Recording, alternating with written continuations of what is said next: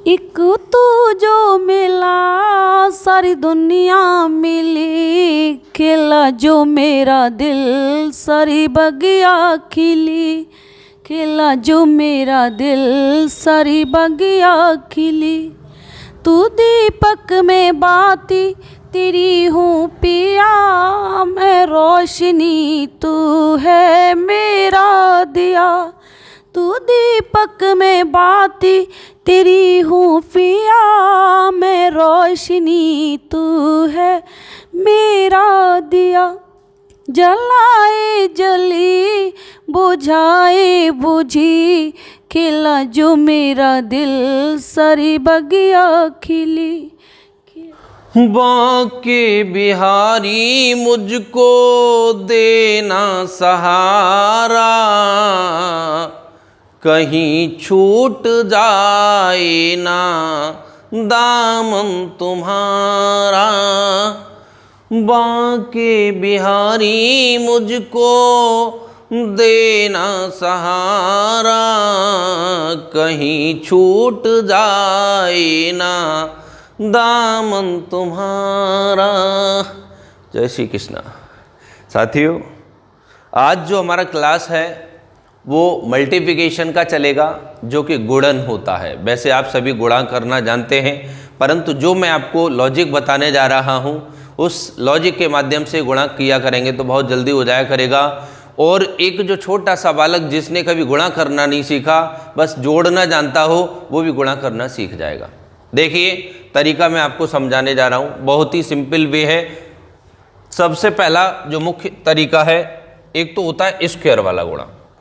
जैसे प्रश्न आ जाए कि साहब 15 गुणा 15, 25 गुणा 25, 35 गुणा 35।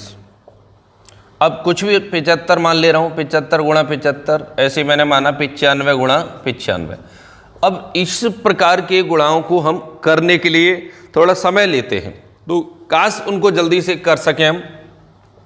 कुछ नहीं करना है आपको, हमें पता है 5 का वर्ग कितना होता है 25, ठीक, कितना होता है साहब 25, लिख लिया हमने एज इट इज।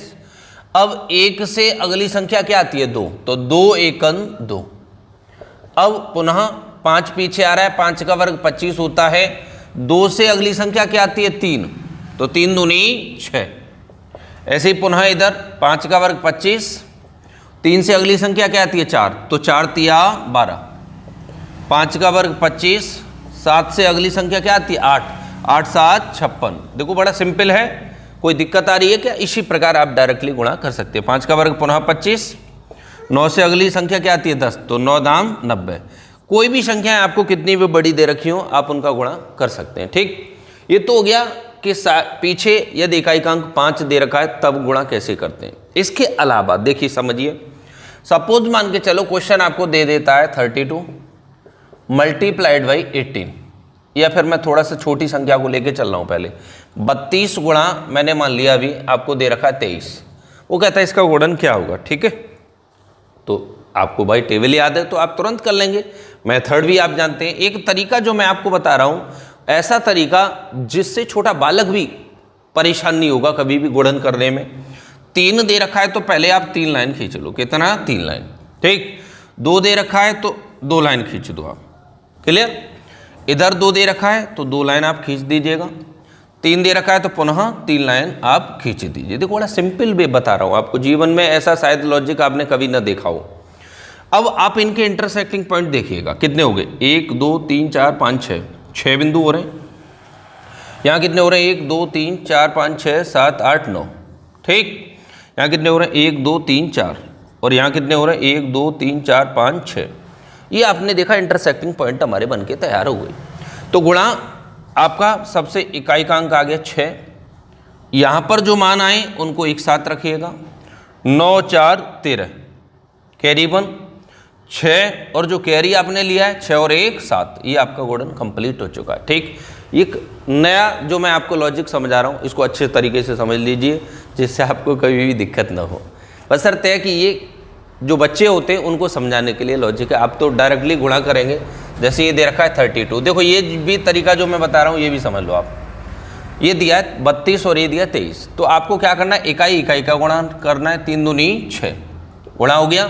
अब कैंची का गुणा करिए, 3 त्रिका 9 और 2 दूनी 4, तो ये हो गया 9 और ये 4, 9 4 कितना होता है 13, 3 आया, कैरी कितना हो गया 1 और 3 दूनी 6 और 1 7, पुनः आपका 736। ठीक, ये भी गुणा का तरीका होता है, बहुत बिंदास तरीके हैं, आप इसी प्रकार क्वेश्चनों को करते जाएंगे। अब सपोज मान के चलो, ये तो तरीका चलो मैंने आपको बता दिया, अब ये तो दो की हैं, अब यहीं पे 3 वाली संख्या आ जाए तो कैसे करेंगे। एक और मैं प्रश्न लेके चलता हूँ।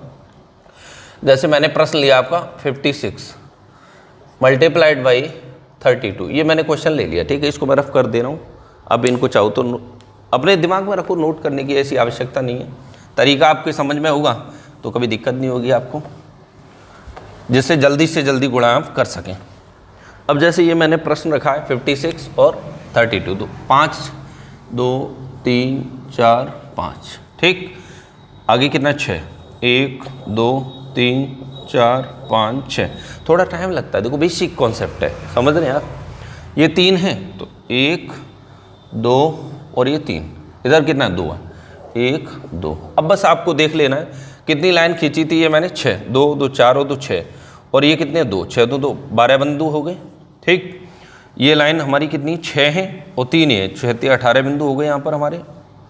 यहाँ पर देखिए आप 1 2 3 4 5, 5 दूनी 10 बिंदु हो गए, और ये हैं 5 3 15 बिंदु। ठीक है, 1 2 3 4 5, ठीक है, 5 3 15 बिंदु। बस कैलकुलेशन वही सेम सिस्टम, ये वाला नियम यहाँ लगा दो। 12 का 2 कैरी 1, 10 और 18 कितना हो गया 28 और 1 29, कैरी 2 हो गया, 15 और 2 17। ठीक, ये आपका गुणन आ गया। तो ये एक बेसिक तरीका है, और ये वैसे करना चाहें तो ये 56 है और ये 32 है। तो मैंने आपको बताया 6 दूनी 12, कैरी 1, 5 दूनी 10, 6 3 18, 10 और 18 कितना होता है 28, 28 और 1 29, कैरी 2, 5 3 15 और 2 17, 1792। तो गुणा करना आपको आना चाहिए, ये एक बेसिक तरीके होते हैं, इस प्रकार आप क्वेश्चनों को कर सकेंगे। अब बात करता हूँ मैं 3x3 का, कोई भी क्वेश्चन आ जाए, जैसे मिटा रहा हूँ इसको, जैसे 3 संख्याओं को लेकर के चलता है वो। देखिए मैंने लिखा 3 2 1 और इधर लिखा मैंने केवल, चलो 12 लिख लिया, ठीक है, वैसे 12 को हटा दे रहा हूँ, मैं लिख दे रहा हूँ आपको 34 का पढ़ा शायद आप लोगों को नहीं याद हो। तो देखो क्या करना है, 3 रेखाएं 1 2 और ये 3, फिर 2 रेखाएं 1 2, फिर 1 रेखा। ठीक, ये रेखाएं आ गई। अब ये कितना 3 1 2 3, ये कितनी है 4, 1 2 3 और ये 4 हमारा बिंदु हो गया। अब यहाँ हमें ये देख लेना इंटरसेक्टिंग पॉइंट कितना बनना है। ठीक है, तो हमने देखा एक सिंगल रेखा है तो 4 बिंदु हो गए, यहाँ ये 3 बिंदु हो गए, यहाँ पर हमने देखा 6 बिंदु हो गए, यहाँ हमने देखा 4 और दूनी 8 बिंदु हो गया, यहाँ हमारा हो गया 4 3 12 बिंदु, और यहाँ हो गया 3 3 9 बिंदु। ठीक है, तो ये इकाई का अंक ये तो रहेगा 4 आ गया, इसको इस प्रकार और इसको इस प्रकार। ठीक, 8 और 3 11, कैरी 1, 12 और 6 18 और 1 19, कैरी 1, 9 और 1 10, ये आपका गुणन हो गया। ठीक, 10 914, और वैसे भी गुणा करें आंसर वही आएगा। क्लियर? तो इस प्रकार ये गुणा हो गया, एक सिंपल वे तरीका, जिसमें आपका इकाई का अंक ये 5 दे रखा हो या डायरेक्टली वैसी संख्याएं दे रखी हो, कैसे गुणा करते हैं, एक छोटा सा टॉपिक है, ये आपके समझ में आ चुका होगा। इसके साथ ही अब जो मैं बिंदु समझाने जा रहा हूँ, ये तो गुणा तो खैर आप बेसिक है पढ़े, अगर आपको 20 तक याद है तो वैसे ही गुणा कर लोगे। ये एक बच्चों के लिए आगे भविष्य में, जैसे एक छोटी क्लास के बच्चे उनको समझाना चाहते हैं तो आप पढ़ा सकते हैं उनको अच्छे तरीके से। अब अगला जो मेरा टॉपिक है वो है unit digit, find the unit digit, इकाई का अंक ज्ञात करना। मोस्ट इंपॉर्टेंट टॉपिक है, बहुत बार परीक्षाओं में प्रश्न पूछा जाता है। ठीक, जैसे मैंने कहा कोई भी संख्या ले ली, 7 8 5 4 और 3, ये लिख दिया मैंने, सही है। तो ये जो होता है इसे कहते हैं हम यूनिट डिजिट, इकाई का अंक, इसे हम कहते हैं दाई का अंक, इसे हम क्या कहते हैं सैकड़ा का अंक, हजार का अंक, ये 10,000 का अंक, ऐसे लाख 10 लाख करोड़, 10 करोड़, ऐसे चलता जाता है। ठीक है, तो हमें गुणा करें या जोड़ें तो उसमें इकाई का अंक हम किस प्रकार फाइंड करते हैं वो तरीका आपको मैं बताने जा रहा हूँ। एक नियम आप याद रखिए, 0, 1, 5, 6। 0 156 का नियम याद रखो, जैसे 786 मुसलमान कहते हैं उसी प्रकार आपको 0 156 हमेशा याद रखना है। ये क्या है समझिएगा। जैसे प्रश्न दे दे कोई भी, वो कहता है 570 की पावर 999, कुछ भी पावर हो सकता है एक्सपेक्टेड, उससे हमें कोई मतलब नहीं। अर्थात 570 को हमें 999 बार गुणा करना है, कैलकुलेटर फट जाएगा, गुणा नहीं हो पाएगा, ध्यान रखिएगा। तो कुछ नहीं, अगर इकाई का अंक 0 दिया है तो उसका आंसर इकाई का अंक जो आएगा वो 0 ही आएगा, ध्यान रखिएगा। इसके अलावा यदि वो दे दे 576 की पावर 88 दे दे, या मैं लिख दे रहा हूँ 83 दे दे, ठीक है। अब मैंने कहा इनमें से कोई भी डिजिट है, अब ये 6 है तो इकाई का अंक कितना आएगा, 6 ही आएगा। अब यहाँ से मैंने ले लिया 555 की पावर 33 दिया है, तब भी इकाई का अंक कितना आएगा, 5 ही आएगा। अब एक बचा तो 121, इसकी पावर कुछ भी दे दे, वो 19 दे दिया, तो इकाई का अंक क्या आएगा, 1 ही आएगा। तो ये एक कॉन्सेप्ट समझ लीजिएगा, कभी भी इकाई के स्थान पर 0, 1, 5, 6 और पावर कितना भी दे रखा है तो सदैव इकाई का अंक वही संख्या होगी। ठीक, अगला प्रश्न समझ चुके होंगे इतना, मुझे उम्मीद है। नेक्स्ट क्वेश्चन लेके चलता हूँ। सपोज मान के चलिए अगर इनमें से कोई संख्या न हो, मतलब न 0 है, न 1 है, न 5 है, न 6 है, तो अब क्या करेंगे हम कि इकाई का अंक क्या निकल के आता है वो भी समझ लो। मैं छोटा सा वीडियो बना रहा हूँ, अगले वीडियो में पूरे बहुत सारे क्वेश्चन लेके चलूँगा आपके लिए, ठीक है। और वैसे मैं 1-2 वीडियो पहले भी इकाई का अंक के बना चुका हूँ, बहुत सारे बच्चे नए जुड़ते हैं तो उनको थोड़ा सा रिवाइज करने का प्रयास करें। अब सपोज मान के चलो मुझे दे रखा है 43 की पावर 7 दिया, देखो सिंपल तरीका। तो मेरा कर्तव्य बनता है कि 43 को मैं 7 बार गुणा करूँ, 43 गुणा 43 गुणा 43। अब परीक्षा में इतना समय कहाँ होता है, वो गलती भी होने की गुंजाइश होती है, तो क्या करना है आपको, ये जो 7 है इसमें सदैव आपको 4 का ही भाग देना, मतलब जो पावर दिया है उसमें सदैव 4 का ही भाग देना है। मैं लिख दे रहा हूँ, घात में सदैव 4 का भाग दें, भाग दें, ठीक। भाग दिया तो 4 एकम 4, तो जो शेष फल होता है, जो शेष फल है वो इकाई की पावर में चढ़ा दीजिए, जो शेष फल है वो इकाई की पावर में चढ़ा दीजिए। तो 3 गुणा 3 गुणा 3, तो ये हो गया 3 3 9 27, अर्थात इकाई का जो अंग है वो क्या आ गया, बराबर 7 आ गया। ठीक, कितना आ गया, 7। तरीका समझ में आ चुका होगा, मुझे उम्मीद है परेशानी नहीं होगी। अब यहीं पर प्रश्न को मैं बदल रहा हूँ, क्वेश्चन मैंने यहाँ लिख दिया, ठीक है। यहाँ क्वेश्चन दिया आपको 574 दे दिया, मतलब 0, 1, 5, 6 को मैंने हटा दिया, इसके अलावा कोई भी संख्या ले लूँ। अब सपोज मान के चलो पावर दिया है 19, कितना दिया है 19, या 999 दे दे, कितना भी दे दे, भाग आपको 4 से ही देना है। तो 19 में जब हम 4 का भाग देंगे तो 4 चौका 16 हो गया, कितना शेषफल हो गया 3। तो जो इकाई की पावर है, किसकी पावर है, इकाई, इकाई कितना 4, तो 4 की पावर 3, अर्थात 4 गुणा 4 गुणा 4, तो 4 चौक 16 चौका 64, तो इकाई का अंक क्या आ गया, 4 आ गया। ठीक, कोई दिक्कत हो बताइए मुझे, समझ में आ रहा है बच्चों, ठीक है। अगला प्रश्न आपके लिए, अभी आपने देखा कि कुछ न कुछ शेषफल आ रहा है, अब यही परिस्थिति बदल जाए, जैसे क्वेश्चन आ जाए 567 की पावर 24 दे दी। अब आपने देखा 24 में जब मैं 4 का भाग दिया, 4 छक्के 24, तो शेष फल कुछ भी नहीं आ रहा है।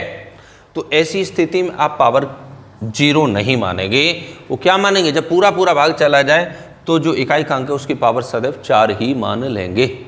ठीक, जब 4 माना तो 7 गुणा 7 गुणा 7 गुणा 7, तो 7 7 49 गुणा 7 7 49, 9 नेम 81, तो इकाई का अंक क्या आ गया, 1 आ गया।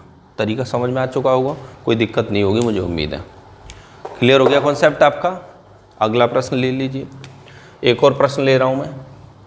मेरा प्रश्न है 5, अरे कुछ हटा दो, ये लो, 919 की पावर मैंने ले लिया 424 लिखा ना। अब इकाई का अंक जो है ये दिखाई दे रहा है घात 4, 2, 4 में जब मैं 4 का भाग दूंगा तो 4 एकम 4 खत्म हो गया, 24, 4 छक्के 24, पूरा पूरा भाग चला गया। अर्थात जो 9 है उसकी पावर कितनी हो जाएगी 4, कितनी हो जाएगी 4, क्यों पूरा भाग चला गया। तो ये हो गया 9 गुणा 9 गुणा 9 गुणा 9। अब 9 निम 81 गुणा 9 निम 81। और मैंने आपको बताया जब इकाई का अंक 1 आ जाता है तो गुणा करेंगे तो इकाई का अंक कितना आ जाएगा, 1 आ जाएगा। ठीक, बहुत सिंपल सा कॉन्सेप्ट है। बाकी अगली वीडियो में बहुत सारे प्रश्नों को लेकर के चलेंगे। बस आज का एक छोटा सा वीडियो हमने बनाया था, प्रत्येक बच्चे तक पहुंचना चाहिए। शेयर अवश्य कर दीजिएगा इसको। अगला जो वीडियो मैं आप लोगों के लिए लूँगा उसमें जितने भी इकाई का अंक के प्रश्न होंगे उन सभी प्रश्नों को लेकर के चलूँगा। ठीक, और उसके साथ साथ आपका गुणनखंड वाले प्रश्न जो कि परीक्षाओं में आते रहते हैं उनको भी उठा के लेके चलूँगा। तो आज के लिए बहुत बहुत धन्यवाद। जय हिंद, जय भारत।